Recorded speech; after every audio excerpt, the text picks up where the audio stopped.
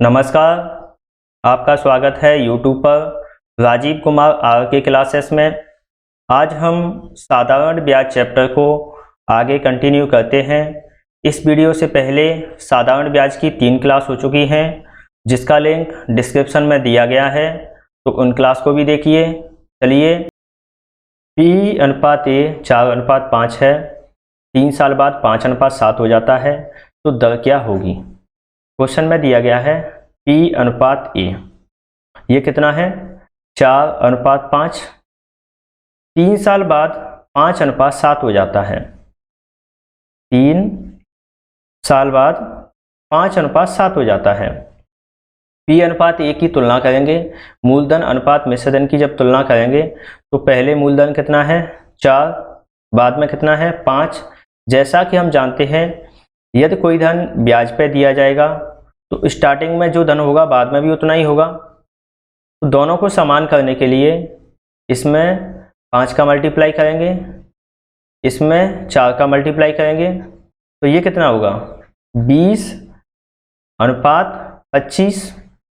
ये कितना होगा 20/28। मूलधन है 20, मिश्रधन है 25, तो ब्याज कितना होगा मिश्रधन माइनस मूलधन 25 माइनस 20 5। इसमें ब्याज कितना होगा 28 माइनस 20 8। तो ब्याज कितना बढ़ा 3 साल का ब्याज कितना है 3। तो 1 साल का ब्याज कितना होगा 3/3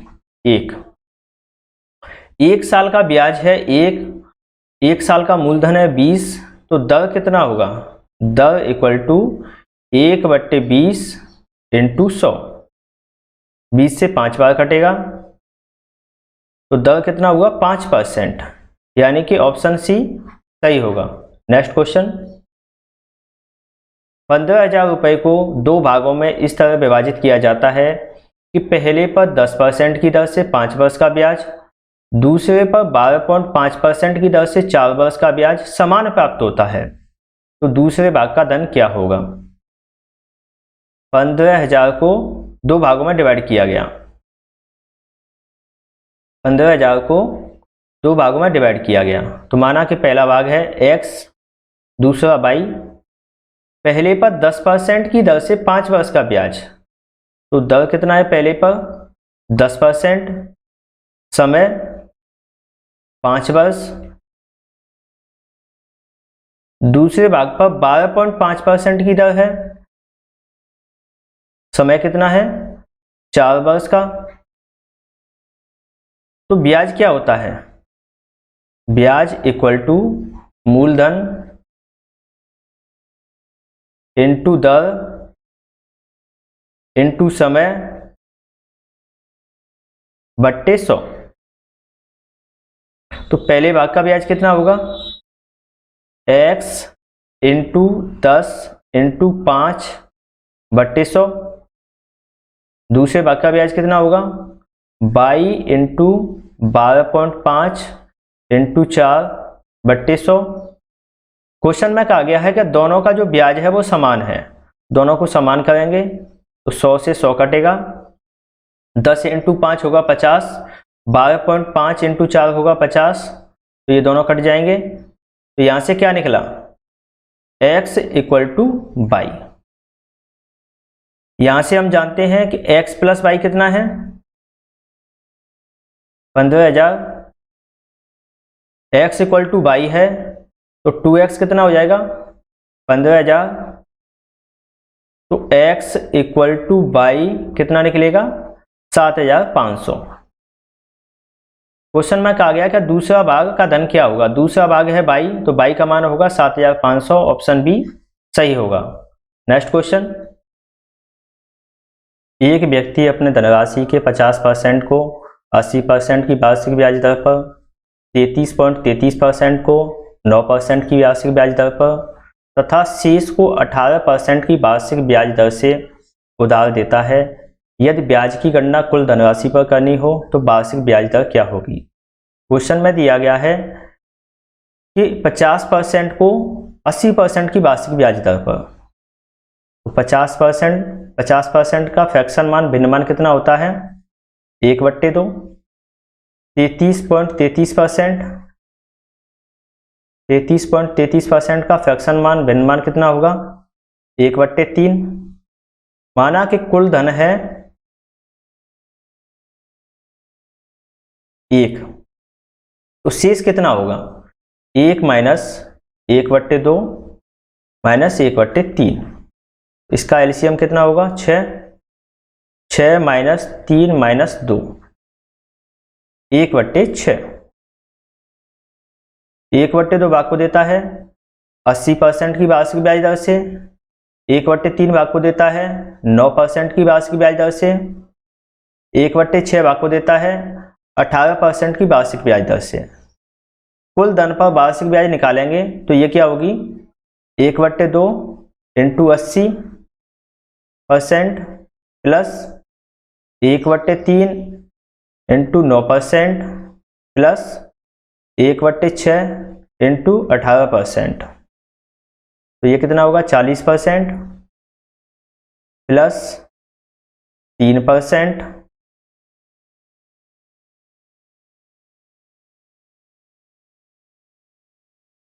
3% प्लस 3%। तो ये टोटल कितना होगा? 46%। ऑप्शन ए, कोई धन 3 साल में 9,440 रुपये हो जाता है। यदि ब्याज की दर में 25% की वृद्धि कर दी जाए तो उतने ही समय में 9,800 रुपये हो जाता है। तो पहले दर क्या थी? क्वेश्चन में दिया गया है कि 3 साल में कितना हो जाता है? 9,440 रुपये। तो ये क्या है? मिश्र धन।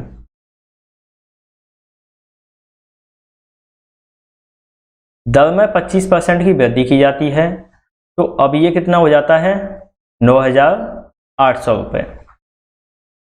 दर में 25% की वृद्धि की जाती है, तो 25% का भिन्न मान फ्रैक्शन मान कितना होगा? 1/4। तो माना कि पहले दर थी 4, 4 में 25% की वृद्धि करी गई तो अब कितनी हो गई? 5। तो पहले दर कितनी थी? 4, बाद में कितनी हो गई? 5। जैसा कि क्वेश्चन में दिया गया है मूलधन समान है, मूलधन समान है, समय दोनों में समान है 3 वर्ष, तो एसआई क्या होगा? डायरेक्टली प्रोपोर्शनल होगा आर के। यानी कि आर का मान बढ़ेगा तो एसआई का मान बढ़ेगा, आर का मान घटेगा तो एसआई का मान घटेगा। तो SI1 upon SI2 equal to क्या होगा? R1 upon R2। तो पहले दर कितनी है? 4, बाद में 5, 4, 5। तो यहाँ से तुलना करेंगे तो SI1 का मान कितना है? 4, SI2 का मान कितना है? 5। तो वृद्धि कितनी हुई? 1 की। पहले 3 साल का जो मिश्र धन था वो 9,440 था, बाद में 9,800 रुपये था। तो इसमें ब्याज की वृद्धि कितनी हुई? 9,800 माइनस 9,440, तो ये कितना होगा? 360। जबकि यहाँ से हम देख सकते हैं कि ब्याज की वृद्धि कितनी हुई है? 1 की। तो 1 का मान कितना होगा? 1 का मान होगा 360। तो पहले SI1 कितना है? 4, तो 4 का मान कितना होगा? 360 इंटू 4, 1440। 1440 है ब्याज। मिश्र धन है 9,440। तो यहाँ से मूलधन कितना होगा? मूलधन कितना होगा? 9,440 माइनस 1440, 8,000। 3 साल का ब्याज है 1440। SI1 का 3 साल का ब्याज है 1440। SI1 का 3 साल का ब्याज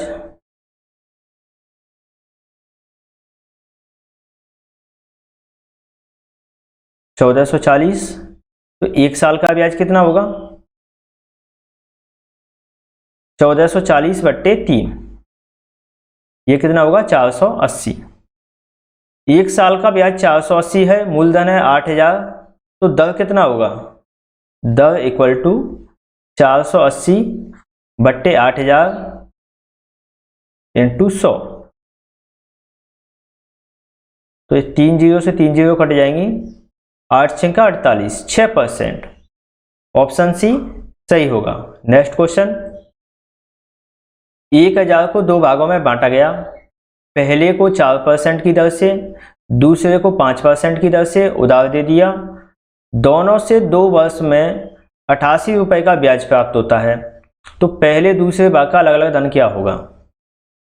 1000 को 2 भागों में बांटा गया, पहला दूसरा। पहले पर 4% की दर, दर कितनी है पहले पर? 4% की। दूसरे पर 5% की दर है।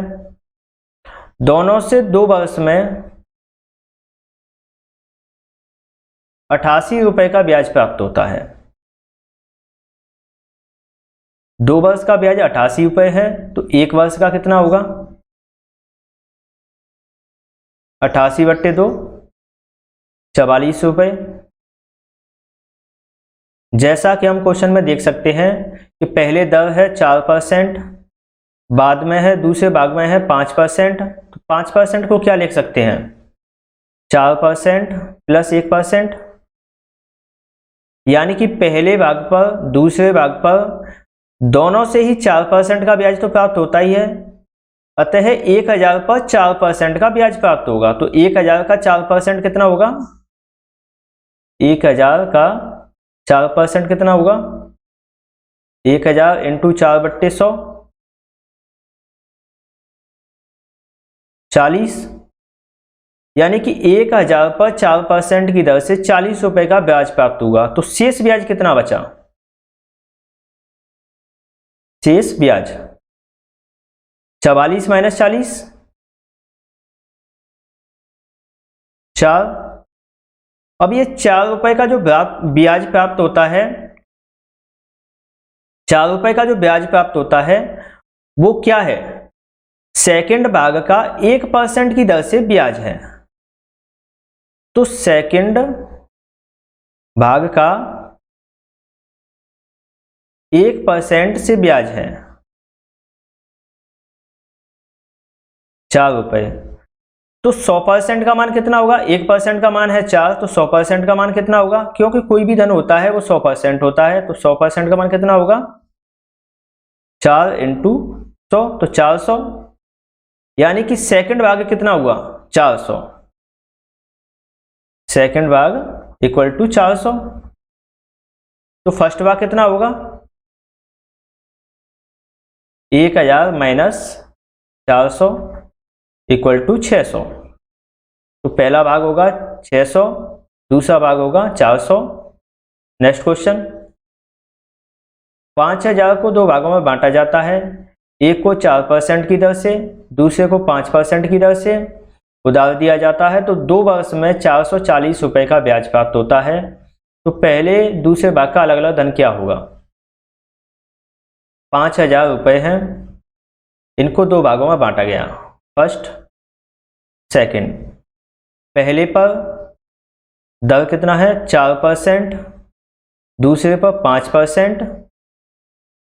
2 वर्ष में 440 रुपए का ब्याज प्राप्त होता है। 2 वर्ष का ब्याज कितना है? 440 रुपए। तो 1 वर्ष का ब्याज कितना होगा? 1 वर्ष का ब्याज 440 बट्टे 2 इक्वल टू 220। पहले में दर है 4%, दूसरे भाग में 5%। तो 5% को क्या लिखा जा सकता है? 4% प्लस 1%। यानी कि फर्स्ट भाग पर सेकंड भाग पर दोनों पर ही 4% दर है, तो 5,000 का 4% कितना होगा? 5,000 इंटू 4/100 200, यानी कि फर्स्ट और सेकंड भाग दोनों का 5,000 रुपये का 4% का ब्याज कितना है? 200। तो शेष ब्याज कितना होगा? शेष ब्याज कितना होगा?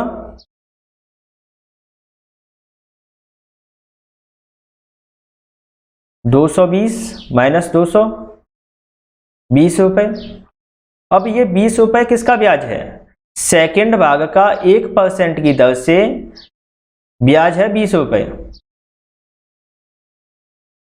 सेकंड भाग का 1% की दर से ब्याज कितना है? 20 रुपये। यानी कि 1% का मान कितना है? 20, जबकि मूलधन कितना होता है? 100%। तो 100% का मान कितना होगा? 20 इंटू 100 इक्वल टू 2,000। यानी कि सेकंड भाग कितना हुआ? सेकंड भाग हुआ 2,000। तो पहला भाग कितना होगा?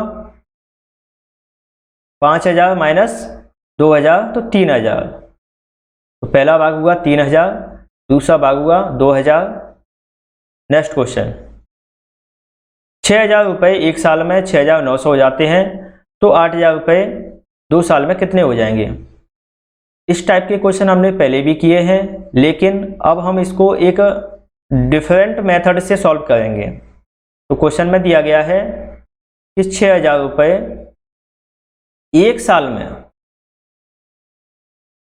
6,900 रुपये हो जाते हैं। तो ये 6,000 क्या है? ये है मूलधन। 6,900 क्या है? मिश्रधन। तो ब्याज कितना होगा? मिश्रधन माइनस मूलधन, यानी कि 6,900 माइनस 6,000 कितना होगा? 900।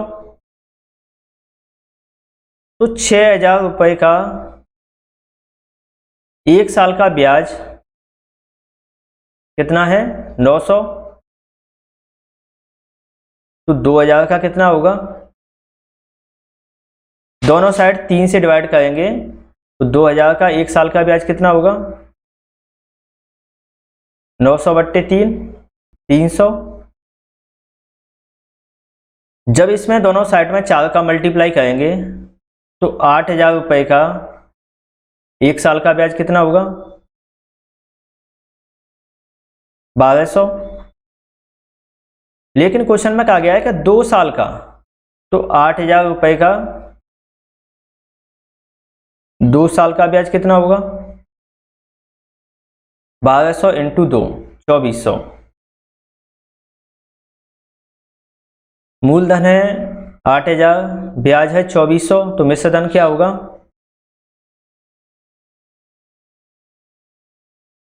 8,000 प्लस 2,400, 10,400। यानी कि 8,000 रुपये 2 साल में 10,400 हो जाएंगे। ऑप्शन बी सही होगा। तो चलिए आज अपनी क्लास को यहीं पर समाप्त करते हैं। नेक्स्ट क्लास में जब भी मिलेंगे वीडियो को आगे कंटिन्यू करेंगे। चैनल को सब्सक्राइब कीजिए, वीडियो को लाइक कीजिए, अधिक से अधिक लोगों को शेयर कीजिए। धन्यवाद।